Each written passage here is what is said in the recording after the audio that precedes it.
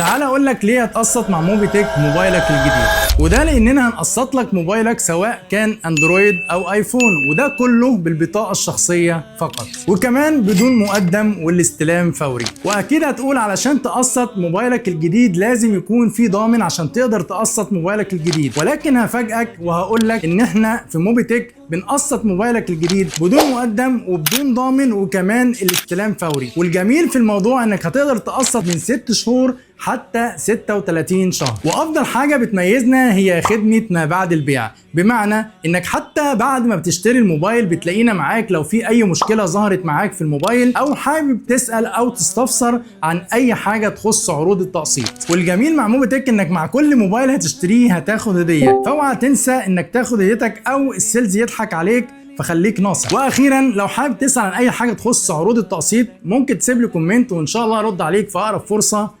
السلام